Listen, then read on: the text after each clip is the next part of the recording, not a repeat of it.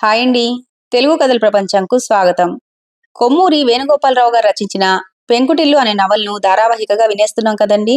నిన్నటి ధారావాహికలో శారదాంబ ఉదయమే లేచి ఇంటి పరిస్థితిని తలుచుకొని ఏడుస్తూ ఉంటుంది. అది చూసి రాధ ప్రశ్నించటంతో రాధను ఇసుక్కుంటుంది. ఇంకా తరువాత కథ ఏమవుతుందో ఇవాళ ధారావాహికలో వినేద్దామండి. ఉదయం ఇంచుమించు తల్లితో పాటు లేచింది. తల్లి ఏడుస్తుంటే చూసింది. ఒక మాట కూడా విసిరింది. చివాట్లు కూడా తింది. భోజనం అయిపోయాక ఆమెకి ఇంట్లో ఉండబుద్ధి కాలేదు. కాస్త కాలక్షేపం అవసరం అనిపించింది. చాలా మంది స్త్రీలలాగా తోచినా తోచకపోయినా ఇంట్లోనే కూర్చుని ఉండే స్వభావం ఆమెది కాదు.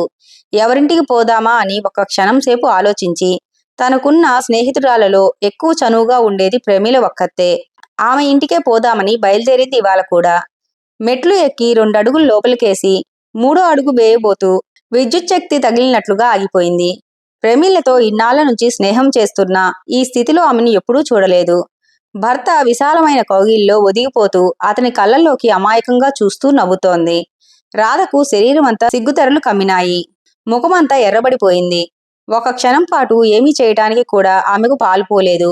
ఒక్కసారిగా ఆమె ఎంత ముగ్ధురాలు అయిపోయిందో అంతే బాధతో కుమిలిపోయింది కూడా. ఈ మధ్య ప్రమీల గారింటికి రావటానికి ఆమె భయపడటానికి కారణం ఇప్పుడు తనే ప్రత్యక్షంగా తెలుసుకోగలిగింది. ఆ భార్యాభర్తల మధ్య తను తరచుగా రావటం అంతరాయంగా ఉంటుందని కొన్ని రోజుల నుంచి అనుమానించసాగింది. అక్కడ నిలబడ్డ ఒక్క నిమిషంలోనూ ఇవన్నీ గిర్రుమని తలలో తిరిగాయి. మరు నిమిషంలో తాను తప్పు తెలుసుకుని మరింత సిగ్గుపడి వెళ్ళిపోదామని గిరుక్కున వెనక్కి తిరిగింది. అదృష్టవశాత్తు ప్రమీల గాని ఆమె భర్త గాని ఈమె రావటం వెళ్ళిపోవటం ఏదీ చూడలేదు. ఒకవేళ చూడటమే సంభవిస్తే అది రాధని తల వంచుకునేటట్లు చేసేది. మెల్లగా నడుస్తూ ఇందాక చూసిన దృశ్యాన్ని నెమరు వేసుకోసాగింది. ఆ దృశ్యం తాలూకు చిహ్నాలు మనసులో చిత్రించుకునేటప్పుడల్లా ఆమె శరీరం పులకించసాగింది. పెదాల మీద చిన్న నవ్వు అవతరించింది. ముఖమంతా ప్రఫుల్లమానమై మనసంతా సంపుల్లమానమైనట్లుగా తోచింది. ఆమె ఇంకా ఇలాంటి ఏదో అనుభూతుల్లో ఉండగానే వదినా అన్న పిలుపు ఈ లోకంలోకి తీసుకురాగలిగింది. ఈ పిలుపు ఎవరిదో ఆమెకు తెలుసు. ఆవరించిన ఆలోచనలను పారద్రోలేపాటి చిన్న త్యాగం ఆమె చేయటానికి సిద్ధపడింది. ఈవేళ కృష్ణుడికి బాగా బుద్ధి చెప్పాలని కూడా అనుకుంది. ఏమిటి అని అడిగింది. ఒకసారి మా ఇంటికి రాకూడదా అన్నాడు. సరే వస్తాను అని రాధ ఏమాత్రం సంశయించకుండా లోపలికి నడిచింది. మీ అమ్మగారు ఎక్కడున్నారు అని అడిగింది కృష్ణుణ్ణి చూసి. లోపల ఉంది అన్నాడు. రాధ అక్కడున్న చాపం మీద చతికిలబడి ఏరా కృష్ణ, మా ఇంటి వైపు బొత్తిగా రావటం మానేశావు అంది. వస్తే నువ్వు కోప్పడతావేమోనని అనుకున్నాను అన్నాడు. నేనా? ఎందుకలా అన్నది. కృష్ణుడు తడుముకోకుండా ఆ వేళ నీకు కోపం వచ్చిందిగా అన్నాడు. రాధ మరి కోపం వచ్చినట్లు ఎందుకు మాట్లాడతావు అంది. ఉన్న విషయం చెప్పటం కూడా తప్పేమిటి అన్నాడు. ఒరే ఒకటి అడుగుతాను, జవాబు చెబుతావా అని ప్రశ్నించింది రాధ ఉత్కంఠతో. కృష్ణుడు గంభీరంగా ముఖం పెట్టి అలాగే చెబుతాను వదినా అన్నాడు. రాధ అటూ ఇటు చూసి ఎవరూ లేరని నిర్ధారం చేసుకుని నన్ను వదినా అని పిలవమని నీకు ఎవరు చెప్పారు అని అడిగింది మందంగా. అన్నయ్య అన్న జవాబు సూటిగా వచ్చింది. రాధ ఒక్కసారిగా నిలువునా వణికింది. ఈ జవాబు ఆమె శరీరంలోని ప్రతి అణువును స్పృశించి బాధించింది. అన్నయ్యనా? కోపంతో కంపించిపోతూ అంది రాధ. మా అన్నయ్య చాలా మంచివాడు వదినా అన్నాడు ఆమె వంక చూడకుండా కృష్ణుడు. మా అన్నయ్య ఎంత తెలివిగలవాడో తెలుసా? నన్ను మా అమ్మ విసుక్కుంటుంది, నాన్న విసుక్కుంటాడు, కాని అన్నయ్య విసుక్కోడు. నన్ను దగ్గరకు తీసుకుని ఎటువంటి కబుర్లు చెబుతాడనుకున్నావు? మా అన్నయ్య ఎలా పాడతాడో తెలుసా? బుల్బుల్ వాయిస్తూ మా అన్నయ్య పాడుతూ ఉంటే అని చెప్పబోతుంటే నోర్ముయ్ తన ధోరణిలో చెప్పుకుపోతున్న కృష్ణుడు తురులిపడి ఆగాడు. ఎర్రబారిన ఆమె నేత్రాలు, కంపిస్తున్న ఆమె అధరాలు చూసేసరికి అమాయకమైన వాడి ముఖం ఆశ్చర్యంగా భయంగా మారింది. అదేమిటి వదినా అన్నాడు మెల్లగా. రాధ కూడ తీసుకుంటూ ఏమిటిదంతా? ఇవన్నీ నాతో చెప్పమని ఎవరు బోధించారు నీకు? నన్ను అవమానపరుద్దామని మీ అందరి ఉద్దేశమా అని త్వరగా అనేసింది. వాడు చెప్పిన దాంట్లో తప్పేమిటి అని ఒక స్వరం. ఆ కంఠస్వరం విని రాధ చకితురాలై నిలబడింది. పరాయి మగాళ్లతో మాట్లాడటం ఆమెకు అలవాట్లేదు. ఆమె గుండె వేగంగా కొట్టుకోసాగింది. మీకు అంత కోపం ఎందుకు వచ్చిందో తెలుసుకోవచ్చునా అన్నాడు. ఈ మాటలు మాట్లాడిన మనిషి తాలూకు 2 కళ్ళు తనని గుచ్చి చూస్తున్నాయని రాధ గ్రహించింది. అవమానంతో, బాధతో, సిగ్గుతో ఆమె మనసు తల్లడిల్లిపోయింది. వెంటనే అక్కడి నుంచి వెళ్ళిపోవాలని మొదట అనుకుంది. ఆ పని కూడా కష్టంగానే పరిణమించింది. మాట్లాడరా అన్నాడు. ఏమిటి మనిషికి ఇంత చొరవ? తను అతనికి సూటిగా జవాబు చెప్పలేదా? అరుణకాంతితో రాగరంజితమైన రాధముఖం ఆ క్షణంలో చాలా మనోహరంగా ఉంది. ఆమెలోని ఆత్మాభిమానం చెలరేగగా పడగ విప్పిన నాగుల తలెత్తి అతని వంక చూసింది. కాని ఆమె చూపులు అతని చూపులతో కలుసుకునేసరికి జవాబు చెప్పటం అనుకున్నంత సులభం కాదని గ్రహించింది. చివరికి ఆమె అనగలిగింది ఇదే: ఆడవాళ్ళని ఇలా అవమానించటం భావ్యమా? పక్క గది ద్వారంలో 2 చేతులతో పైనున్న ద్వారబంధాన్ని పట్టుకుని నిల్చున్న ఆనందరావు ఈసారి ఆశ్చర్యంగా, మిమ్మల్ని నేను అవమానించినట్లు ఎందుకు భావించారు అన్నాడు. కాక మరి ఇదేమిటి అన్నది. అతనేమీ చెప్పకముందే రాధ తెగించి మళ్ళీ అందుకొని, లేకపోతే ఒక ఉద్దేశాన్ని దృష్టిలో పెట్టుకొని అమాయకుడైన కుర్రవాడి చేత అలా అనిపించటం ఏం మర్యాదైన విషయం? ఇంటికి ఒకరి కోసం వచ్చిన స్త్రీతో మరొకరు చొరవ తీసుకుని మాట్లాడటం ఏం గౌరవమైన పని అని ఈసారి శాంతం నిలదీసి అడిగింది. అయితే కృష్ణుడు అందరూ అనుకునేటంత అమాయకుడు కాదు. ఈ సన్నివేశంలో వాడు ఉండకుండా ఎప్పుడో తప్పుకున్నాడు. అతను బెదిరిపోకుండా అనుషంగికంగా చూస్తున్న వాడి మాదిరి ఆమె వంక చూస్తూ, నిర్మలమైన మనస్సుతో ఇలా ప్రవర్తించానని ఎందుకనుకోరు అన్నాడు. ప్రశ్న రూపంలో ఉన్న ఈ జవాబు చాలా హాస్యాస్పదంగా కనపడింది రాధకు. బహుశా తన మనసు స్థిరంగా ఉండి మాట్లాడటం లేదని ఆమె అనుకుంటుంది. ఆమెకింకా జవాబు చెప్పాలనే ఉంది. కాని ఏమైనా అక్కడ నిలబడి సవ్యంగానో అపసవ్యంగానో అతనితో మాట్లాడుతూ ఉండటం చాలా అసహ్యంగా తోచింది. ఇలా ఇంకెప్పుడూ చేయకండి అని చివరిసారిగా ఒక మాట తులిపేసి బయటికొచ్చి పడి ఇంటివైపు నడవసాగింది రాధ. ఆమెకు ఇదంతా ఒక కలలా తోచసాగింది. ఇన్నాళ్ళు రోడ్డు మీద నడుస్తున్నా, ఎక్కడికన్నా పోతున్నా తన వంక ఎవరైనా చూస్తున్నారో, ఏమి చేస్తున్నారో ఇవన్నీ పట్టించుకునేది కాదు. తనలో ఏమైనా ఆకర్షణ ఉందో లేదో కూడా ఆమెకు తెలియదు. కాని ఇప్పుడు అంత కంగారులోనూ కూడా తన వంక ఎంతో మంది గుచ్చిగుచ్చి చూస్తున్నట్లుగా, మాసి ఉన్న తన దుస్తుల్ని గురించి పరిహసిస్తున్నట్లుగా బాధపడసాగింది. ఇంటికెలాగో వచ్చిపడింది. తల్లి లోపల గదిలో చావపరుచుకొని నిద్రపోయింది. వాసు బడికి పోయినట్లున్నాడు. పెద్దన్నయ్య ఆఫీసుకు పోయాడు. తండ్రి ఆయన ఆటగొడవలో ఆయన ఉన్నాడు. ఒక గదిలో నాయనమ్మ ఛాయని కౌగిలించుకొని నిద్రపోతోంది. తాను ఏకాంతంగా ఉండేందుకు అనువుగా ఒక గది వెతుక్కుంది. అక్కడ ఒక మూలకు పోయి నేల మీద వాలిపోయి వెక్కి వెక్కి ఏడవసాగింది. ఎందుకు ఏడుస్తుందో అర్థం చేసుకోలేకపోయినా అలా చాలాసేపటి దాకా ఏడుస్తూ పడుకుంది. కళ్ళన్నీ మంటలు పెట్టసాగాయి. కొంతసేపు గడిచేసరికి దుఃఖించేందుకు కూడా ఓపిక లేక అలసిపోయి పడుకుంది. తిరిగి ఆమెకు మెలకువ వచ్చేసరికి వాతావరణంలో చాలా మార్పు వచ్చింది. సాధారణంగా పగటి నిద్ర ఆమెకు అలవాట్లేదు. అందుచేత మెలకువ రాగానే కొంచెం తడబడి మళ్లీ స్పృహ తెచ్చుకొని లేచి నిల్చుంది. ఆమె నిల్చున్న దగ్గర ఒక కిటికీ ఉంది. అందులోంచి బయటకు చూడసాగింది. ఎండ బాగా తగ్గిపోయింది. బహుశా 5 దాటి ఉండవచ్చు. ఎక్కువ రద్దీ లేని ఆ రోడ్డు మీద కూడా ఈవేళ ఎంచేతో జనం సందడిగా తిరుగుతున్నారు. ఇంకా కొంచెం దృష్టి సారించి చూస్తే మెయిన్ రోడ్ కూడా కనిపిస్తుంది. రాధ అటు చూసింది. కారు యాక్సిడెంట్ ఏదో అయినట్లుంది. జనం గుమిగూడు ఉన్నారు. ఎవరో అభాగ్యుడు అనుకుంది. ఒకసారి బద్ధకంగా ఆవులించి రాధ యువతలకు వచ్చింది. ఎదురుగా అద్దం కనిపించింది. ఎందుకో ఒకసారి అద్దంలో ముఖం చూసుకోబుద్దయింది రాధకు.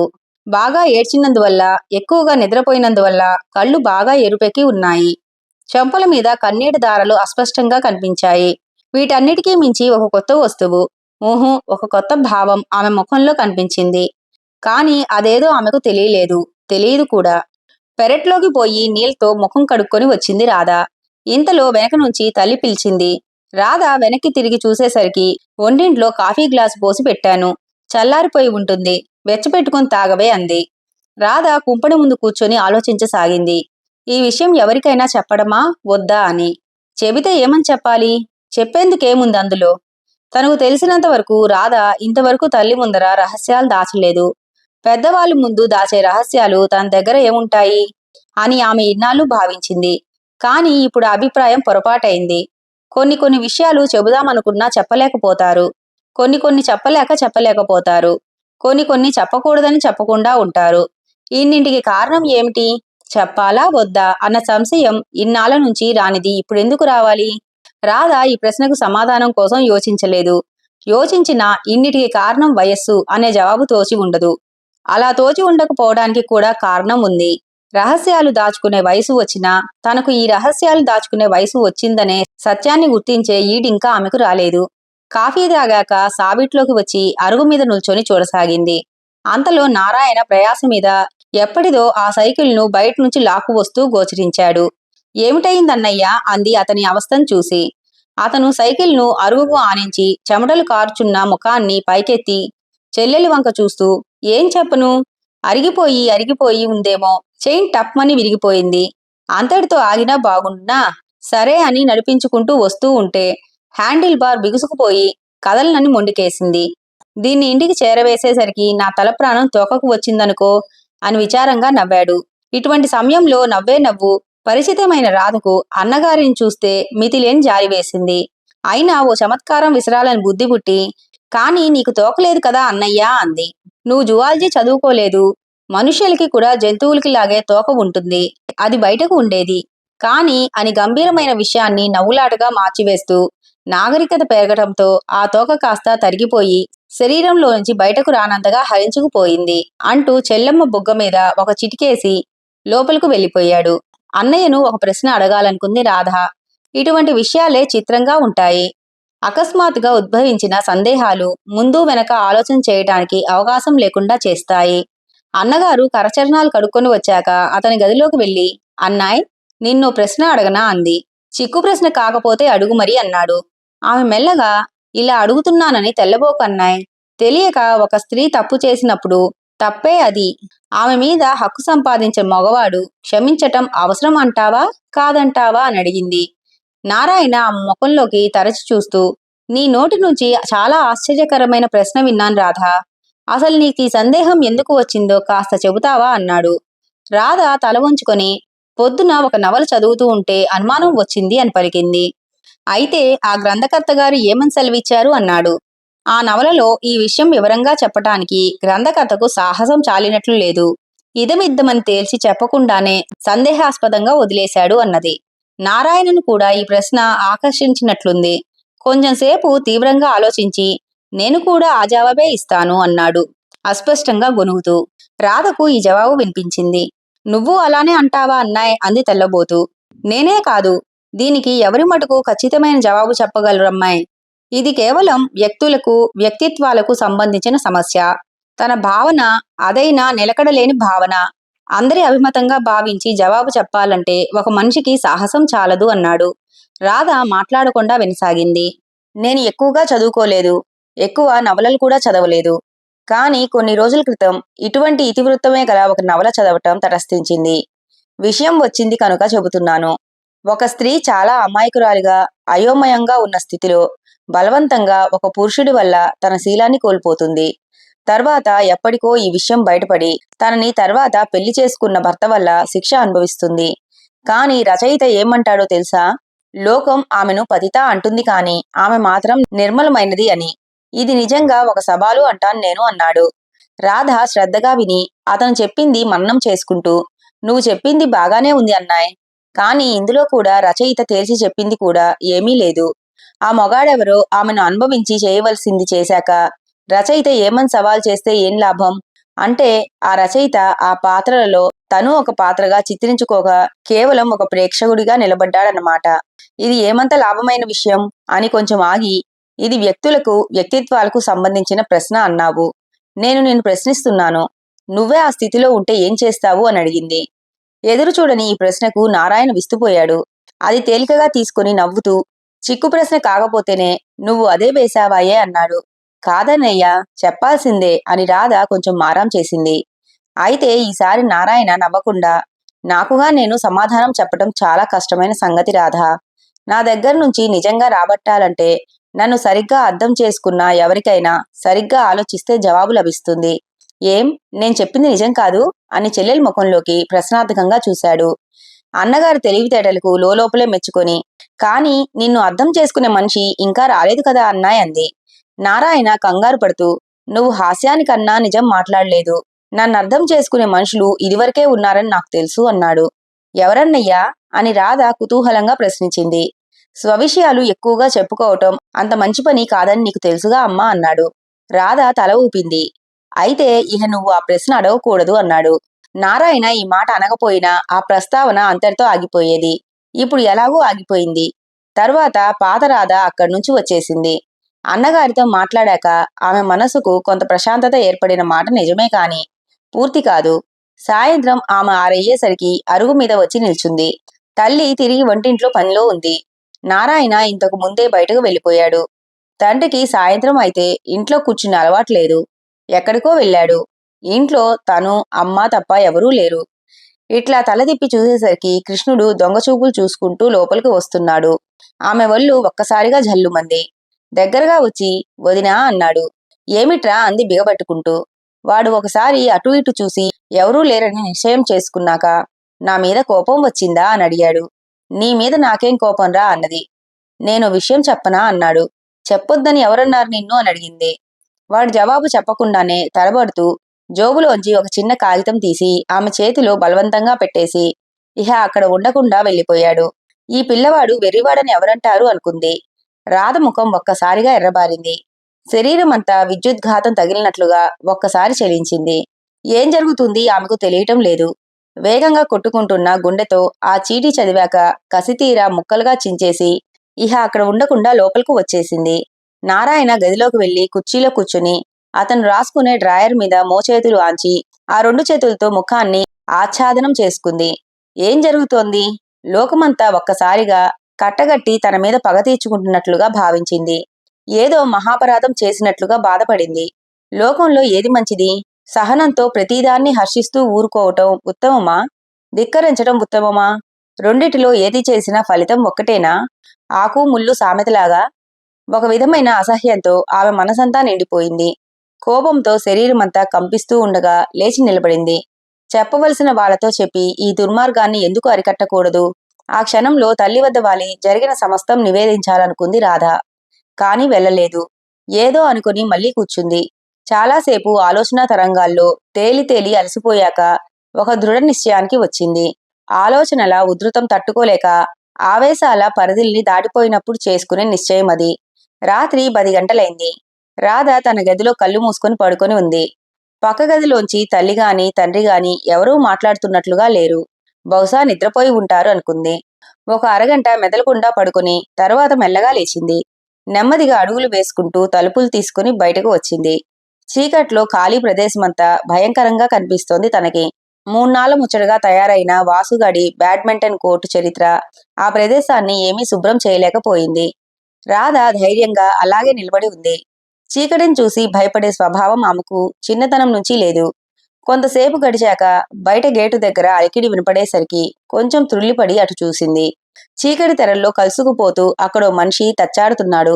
రాధ 1 నిమిషం మాత్రం తటస్థంగా నిలబడి మెట్లు దిగి అటుకేసి నడిచింది. ఆమెకు అభిముఖంగా వ్యక్తి నడిచి వస్తున్నాడు. రాధా అన్నాడతను కంపిత స్వరంతో. ఆమె కొద్దిసేపు తటపటాయించి చివరికి ధైర్యంగానే నా పేరు పెట్టి పిలిచే అధికారం ఎవరిచ్చారు మీకు అంది రూక్ష స్వరంతో. అతను కొంచెం కంగారు పడినట్లు కనపడేసరికి మీకు నేను మర్యాద ఇచ్చి మాట్లాడతాను. మీరు అలాగే నాతో మాట్లాడండి అంది. నేను నీకు మర్యాద ఇవ్వలేదని ఎందుకు అనుకుంటున్నావు రాధా అన్నాడు. రాధ కటువుగా ఒక పరాయి ఆడదానికి ఇలా ఉత్తరాలు రాసి పంపటం మర్యాదని ఎవరంటారు అంది. ఆనందరావు ఈసారి కొంచెం చనువు తీసుకుంటూ నువ్వు చాలా పొరపాట్లో ఉన్నావు. నా ఉద్దేశాన్ని అవగాహన చేసుకోవటంలో తప్పుదారి తొక్కావని నిశ్చయంగా చెప్పగలను అన్నాడు. రాధ తన ధోరణి మార్చకుండా మీ ఉద్దేశాలు తెలుసుకుందామని నేను రాలేదు. ఇలా ఇంకెప్పుడూ చేయకుండా చెబుదామని వచ్చాను అంది. అతను తెల్లబోయి మాట్లాడకపోయేసరికి తనే ఏం చూసుకొని మీరింత సాహసం చేశారు? ఒక అమాయకుడైన కుర్రవాడికిచ్చి ఉత్తరం పంపించారే, అది ఇంకెవరి చేతుల్లోనైనా పడితే పర్యవసానం ఎలా ఉంటుందో ఆలోచించారా? ఏమనుకుంటున్నారో కాస్త చెప్పండి అని అడిగింది. నువ్వు నన్ను సరిగ్గా అర్థం చేసుకోవడం లేదు రాధా అన్నాడు. అర్థం చేసుకోవటం చేసుకోకపోవటం అలా ఉంచండి. ఇప్పుడు మా వాళ్ళు ఎవరైనా చూస్తే ఏమనుకుంటారు? నా గతి ఎలా ఉంటుంది? సమాధానం సూటిగా చెప్పండి అని అడిగింది. ఆనందరావు కొంచెం సేపు ఊరుకొని నేను చెప్పేది పూర్తిగా వినకుండా నన్నేదో ప్రశ్నలు వేసి సమాధానం చెప్పమంటే ఆ మాటకు అర్థం లేదు. నిన్ను నేను మళ్ళీ ధైర్యం చేసి రాధా అని పిలుస్తున్నాను. రాధా, మన ఇద్దరి మధ్య ఇప్పుడు నడుస్తున్న సంభాషణ ఒక విచిత్రమైన సంగతి. ఒక విపరీత పరిస్థితుల్లో మనం కలుసుకొని మాట్లాడుతున్నాం. కేవలం ఆవేశంతోనే నీకు కాగితం ముక్క పంపించి పరిగెత్తుకు రాలేదు. ఈ నిశ్చయానికి ముందు ఎన్నో రోజులు బాధపడ్డాను. కడసారిగా చేసుకున్న నిశ్చయంతో నీ దగ్గరకు వచ్చాను అని మళ్ళీ రాధ ఏదో అనబోయే లోపలే ప్రేమ అనే దాన్ని నేనెప్పుడు ఒక బూటకం అని అనుకునేవాడిని. కాని ఇప్పుడు ఒక భావన తెలియకుండానే కరిగి కరిగి హరించిపోయింది. నేను చెప్పేది నిజం అన్నాడు. రాధ నిశ్శబ్దంగా వింది. అతని మాటలకు ఆమెకు ఎటువంటి జవాబు చెప్పాలో తెలియలేదు. హఠాత్తుగా ఒక విపరీత పరిస్థితులలోకి తీసుకుపోబడ్డాను అని ఆమె ముందుగా ఎన్నటికీ ఊహించుకోలేదు. తిరిగి అన్నాడతనే. నాకు తెలుసు. నేనంటే నీకిప్పుడు అసహ్యంగా ఉంది. అదంతా నేను చేసుకున్నాను. కొంతమందిలాగా గంభీరంగా ప్రవర్తించడం నాకు చేతకాదు. లేకపోతే మన ఇద్దరి మధ్య జరిగిన సంభాషణ కొంచెమే అయినా, నువ్వు మాట్లాడింది చాలా స్వల్పమే అయినా ఒక నూతన సత్యాన్ని కనుగొన్నాను అన్నాడు. ఏమిటి అని రాధ ప్రశ్నించకపోయినా అతనే చెప్పాడు. ప్రేమ అనే వస్తువుకు అది ఎవరి మనసుల్లో వాళ్ళు దాచుకున్నప్పుడే విలువ. అప్పుడది చాలా ఉదాత్తమైనదిగా పరిగణించబడుతుంది. దానికి ఓ పర్యవసానం అంటూ లేదు. ఎవరైనా మనసులో ఉంచుకోలేక నిన్ను నేను ప్రేమించాను అని చెబితే చాలా హాస్యాస్పదంగా కనబడుతుంది. లోకం అతన్ని గేలి చేస్తుంది. ఇదివరకు అతన్ని గౌరవంగా చూసిన వ్యక్తులే ఇప్పుడు తేలికగా చూడనారంభిస్తారు అన్నాడు. ఈ అద్భుత పరిస్థితుల్లోంచి ఎంత త్వరగా తప్పుకుపోదామా అని ఉంది రాధకి. అందులోనూ అతను చెప్పే విషయాలు ఆమె మనసుని కలతపెడుతున్నాయి. మన ఇద్దరి మధ్య ఇది బావుండలేదు. మంచిగా చెబుతున్నాను, వెళ్ళండి అంది అతని మాటలను కత్తిరిస్తూ. ఆనందరావు ఈసారి తెల్లబోలేదు. గిరుక్కున వెనక్కి తిరిగి, ఎలాగూ వెళ్ళిపోబోతున్నాను. ఇవాళ జరిగిన దానివల్ల నాకు మనశ్శాంతి లేదు అని ఇంకో 2 అడుగులు వేసి, కానీ రాధా, నీకు నేను కష్టం కలిగించినందుకు ఇప్పుడు పశ్చాత్తాపపడుతున్నాను. అందుకు నన్ను క్షమించు అని ఇంకా అక్కడ ఆగకుండా వెళ్ళిపోయాడు. రాధ కొంచెంసేపు అక్కడే మ్రాన్పడిపోయి నిలబడింది. తర్వాత తెలివి తెచ్చుకొని ఈ లోకంలో పడి కల్లోలమైన మనసుతో ఇంట్లోకి వచ్చింది. పడుకున్న ఆమెకు చాలాసేపటిదాకా నిద్ర రాలేదు. ఇదంతా ఎవరైనా చూశారా అని కొంచెంసేపు వేదన పడింది. హఠాత్తుగా ఆమెలో ఒక ప్రశ్న ఉదయించింది. ఏం జరిగింది? అసలేం జరిగింది? ఈ ప్రశ్న చిన్నదే, జవాబు మాత్రం ఎంతైనా ఉంది. అందుచేత జవాబు చెప్పుకోవటానికి కూడా ఆమె భయపడి ఊరుకుంది. ఇవాళ చాలా విచిత్రమైన రోజు అనుకుంది నిద్రపోయే ముందు ఒకసారి. ఇక అక్కడ ప్రకాశరావు నెమ్మదిగా కళ్ళు విప్పి చూశాడు. అతడు మెత్తడి పరుపు మీద పడుకొని ఉన్నాడు. చాలా హాయిగా ఉందది. 3 రోజుల నుంచి ఇలానే ఇక్కడే పడుకొని ఉన్నాడు. నిన్న సాయంత్రం నిద్రపోయాక ఇదే లేవటం. ఎంతసేపు పడుకున్నాడో తెలిసేసరికి అతనికే ఆశ్చర్యం వేసింది. కొంచెం నీరసం మినహాయించి ఇప్పుడు అతనికి ఏ బాధ లేదు. చాలా స్వస్థత చిక్కింది. ఒక పక్కకు ఒత్తిగిలి శకుంతల కోసం చూశాడు. శకుంతల నిలబడి కిటికీలోంచి బయటకు చూస్తోంది. కిటికీలోంచి వెలుతురు వచ్చి ఆమె ముఖం మీదకు పడుతూ ఉండటం వల్ల చాలా చాలా స్పష్టంగా ఆమె వదనాన్ని చూడగలుగుతున్నాడు. ఎంతో అమాయకంగా నిర్మలంగా కనబడుతున్న ఆమెను చూసి క్షణంసేపు ముగ్ధుడయ్యాడు ప్రకాశరావు. దగ్గు వస్తే మెల్లిగా దగ్గాడు. శకుంతల తల తిప్పి అతని వంక చూసింది. కళ్ళు తెరిచి ఉండటం కనిపెట్టి దగ్గరకు వచ్చి లేచారా అని అడిగింది. ఏం మాట్లాడాలో తెలియని ప్రకాశరావు మాట్లాడలేదు. ఏమైనా కావాలా అని అడిగింది మళ్ళీ. ఆమె ప్రశ్నకి జవాబు చెప్పకుండా ఆమె కళ్ళల్లోకి చూస్తూ, మిమ్మల్ని ఓ విషయం అడిగేదా అని అడిగాడు బలహీనంగా. మీరు రోజుకు ఎన్ని విషయాలు అడుగుతారేమిటి అన్నది. ఆమె చెప్పింది వినకుండా ప్రకాశరావు తన ధోరణిలో, నేను మీకు చాలా శ్రమ కలిగించాను కదా అన్నాడు. ఆ, చాలా శ్రమ కలిగించారు అన్నది. నిజానికి ఇన్ని సపర్యలు చేయాల్సిన అవసరం ఏముంది చెప్పండి మీకు? నాకు ఏమీ డబ్బు లేదు, బీదవాణ్ణి. చదువుకోవటం కోసం ఈ ఊరొచ్చి మీ ఇంట్లో ఒక గదిలో ఉంటున్నాను. నా వల్ల మీకు ఇబ్బంది కలిగించానే గాని ఇంతవరకు సహాయపడింది లేదు. ప్రకాశరావు ఉద్రేకంగా చెప్పుకుపోసాగాడు. మీరు నిజాన్ని చెబుతున్నారు అంది శకుంతల అతని నుంచి దృష్టిని తప్పిస్తూ. నాకు ఈ ఊళ్ళో ఏ కొద్ది మందో తప్ప ఎవరూ తెలియదు. ఏ కొద్దిపాటి గౌరవమూ నాకు లేదు. మరి నాకు మీరు ఇంత సపర్య ఎందుకు చేస్తున్నారో అర్థం కావటం లేదు అన్నాడు. ఈసారి ముఖం కోపంతో కొంచెం ఎర్రబడింది తనకి. అయినా మామూలుగానే మాట్లాడేందుకు ప్రయత్నిస్తూ, మీరు చీటికి మాటికి ఇలా ఎందుకు మాట్లాడుతున్నారో నాకర్థం కావటం లేదు. ఒక మనిషికి గౌరవం మర్యాదలు ఉంటేనేనా ఎవరైనా సహాయం చేసేది అంది. తన మాటలకి ఆమె ఇలా అర్థం తీసేసరికి ప్రకాశం చింతపడుతూ, నేను తెలివి తక్కువ వాడిని. ఏదో ఒక మాట ముందు వెనక చూసుకోకుండా మాట్లాడేస్తూ ఉంటాను అన్నాడు. ఇందులో జవాబు చెప్పేందుకు శకుంతలకేమీ లేదు. కాలేజీ 3 రోజుల నుంచి పోతుంది అన్నాడు ప్రకాశం విచారంగా. ఒంట్లో బాగాలేనప్పుడు పోక ఏం చేస్తుంది? అయినా ఒక 4-5 రోజులు పోయినంత మాత్రాన పెద్ద ప్రమాదం ఏమీ ఉండదనుకుంటాను అన్నది. ప్రమాదం ఉన్నా లేకపోయినా ఎప్పుడూ కాలేజీ ఎగవేయటం అలవాటు లేనివారు హఠాత్తుగా ఇన్ని రోజుల పాటు మానివేయవలసి వస్తే ప్రాణాలు పోయినట్లుగా బాధపడే మాట అబద్ధం కాదు అన్నాడు. ఈ ప్రసంగం మార్చాలని శకుంతల, మీరు ముఖం కడుక్కోరా అని ప్రశ్నించింది. ఎందుకు కడుక్కోను? నా అంతట నేను లేచి నిలబడే ఓపిక నాకు ఉంది. మీ హనుమంతుడి లాంటి పనివాణ్ణి పిలవవలసిన అవసరం లేదులేండి అని ఆమె వంక చూసి నవ్వాడు. జవాబుగా ఆమె కూడా నవ్వుతూ, అయితే సరే, కాని కళ్ళు తిరిగి మళ్ళీ పడిపోయేందుకు సిద్ధపడితే ఇక్కడెవరూ పట్టుకొని కాపాడేందుకు సిద్ధంగా లేరు అంది. 3 రోజుల క్రితం రాత్రి జరిగిన సంఘటన గుర్తుకు వచ్చి ప్రకాశరావు సిగ్గుపడ్డాడు. ఆ తరువాత ఏం జరిగిందో అతనికి ఇప్పటికి కూడా సరిగ్గా తెలియదు. మర్నాడు ఉదయం మెలకువ వచ్చేసరికి ఇదే మంచం మీద తనని డాక్టర్ పరీక్షిస్తూ చూస్తూ ఉండగా పడుకొని ఉన్నాడు. అప్పట్నుంచి ఇక్కడే ఉన్నాడు. పోండి, పొరపాటనేది ఎప్పుడూ వస్తుందా అని లేచాడు. లోపలికి పోయి ముఖాన్ని వేడి నీళ్ళతో కడుక్కొని వచ్చాక మళ్ళీ వచ్చి కూర్చొని తువ్వాల్తో తుడుచుకుంటూ ఇవాళ లేచి తిరగగలను అనుకుంటున్నాను అన్నాడు. శకుంతల అతనికి కాఫీ అందిస్తూ డాక్టర్ గారు చెప్పింది అతిక్రమించాలని ఉంటే అలా లేచి తిరగవచ్చు అంది. అంతలో రామారావు గారు లోపలికి వస్తూ ఎలా ఉందండి ఇవాళ అని ప్రశ్నించాడు. మర్యాద కోసం ప్రకాశం లేవబోతుంటే వద్దని వారించారు. బాగానే ఉందండి అన్నాడు ప్రకాశం. ఇవాళ కూడా బెడ్ రెస్ట్ తీసుకోమన్నారా అమ్మాయి అని కూతురి వంక తిరిగి అడిగారు ఆయన. ఏమోనండి, డాక్టర్ గారు ఇంకా రాలేదు అన్నది. రామారావు గారు రిస్టువాచి చూసుకొని లేచి నిలబడి బాగా విశ్రాంతి తీసుకోండి అని ప్రకాశరావుకి ఓ సలహా ఇచ్చి సరే, నాకు ఆఫీసు టైం అయిపోయిందమ్మాయి, వెళ్తున్నాను అని చెప్పి టక్ టక్ మని చప్పుడు చేసుకుంటూ బయటకు వెళ్ళిపోయాడు. తరువాత డాక్టర్ గారు వచ్చేదాకా ఎవరి గొడవలో వాళ్ళుండిపోయారు. డాక్టర్ గారు వచ్చి పరీక్ష చేసి వెళ్ళిపోతూ ఇవాళ పచ్చం పెట్టవచ్చు అని చెప్పాడు. మీకు భోజనం హోటల్ నుంచి తెప్పించమంటారా అని అడిగింది శకుంతల. శకుంతల ఇట్లా ఎందుకు అడుగుతుందో అతనికి తెలుసు. ఈ ప్రశ్న ఆమె నోటి నుంచి రావటం అతనికి బాధ కలిగించింది. ఇదివరకు ఇదే విషయంలో తమ ఇద్దరి మధ్య ప్రస్తావన రావటం, అది తన హృదయాన్ని గాయపరచటం, అదంతా స్మృతిపదంలో మెరిసింది. కాని అతను ఈ విషయంలో చేయగలిగింది ఏమీ లేదు. హోటల్లో కూడా భోజనం చేయలేక లాయర్స్ క్లబ్లో ఏర్పాటు చేసుకుని ఆచార వ్యవహారాలకు లోటు లేకుండా చేసుకుంటున్నాడు. ఆ రోజు అతను భోజనం చేస్తుండగా శకుంతల గది దగ్గరకే వచ్చి యువతల నుంచే మీకేదో ఉత్తరం వచ్చింది అంది. ఇలా ఇవ్వండి అన్నాడు.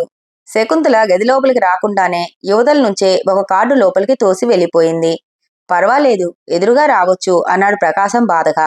ఆమె ప్రయత్నం మీద నవ్వుతూ ఎట్లా, మీరు అన్నం తింటున్నారు అంది. నేను అన్నం తింటున్నప్పుడు ఎదురుగా రావద్దని మీతో చెప్పానా అన్నాడు. అలాగే ఉంటే సంభాషణ ఇంకా పొడిగించబడుతుందని సరేలేండి, తర్వాత మాట్లాడవచ్చు అని శకుంతల ఆ ప్రదేశం నుంచి నిష్క్రమించింది. ఒక అరగంట గడిచాక ప్రకాశం తన గదిలో కూర్చొని ఉన్నాడు. ఏదో దీర్ఘంగా ఆలోచిస్తున్నాడు. ఈలోగా శకుంతల నిశ్శబ్దంగా వెనక నుంచి వచ్చి అతని ఆలోచనలను భంగపరుస్తూ ఉత్తరం ఎవరు రాశారు అని అడిగింది. అన్నయ్య అని చెప్పాడు. చప్పున ఆమెకు ఏదో తోచి ఆలోచనగా అతని ముఖంలోకి చూస్తూ ఇక్కడ మీ ఆరోగ్యం విషయం వాళ్ళకు తెలియదా అని ప్రశ్నించింది. ప్రకాశం నిశ్చింతగా నవ్వుతూ ఏమని తెలియపరిచేది, వాళ్ళను కూడా అనవసరంగా బాధ పెట్టాలనా అన్నాడు. హఠాత్తుగా శకుంతల కళ్ళలో నీళ్లు తిరిగాయి. వాళ్ళింట్లో గదిలో ఉండి చదువుకుంటున్న ఈ బీదవాళ్ల అబ్బాయి విషయం ఆమెకు తెలియనిది కాదు. కొన్ని నెలల నుంచి అతని పరిస్థితి గమనిస్తూనే ఉంది.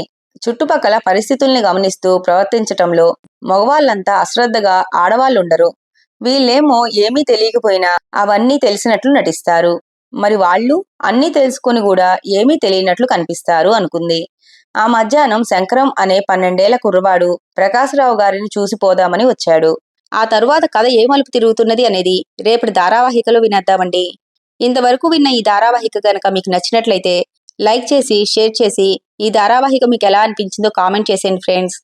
మీరు చేసిన ఒక లైక్ వల్ల మన ఛానల్ ఎదగడానికి ఎంతగానో ఉపయోగపడుతుంది.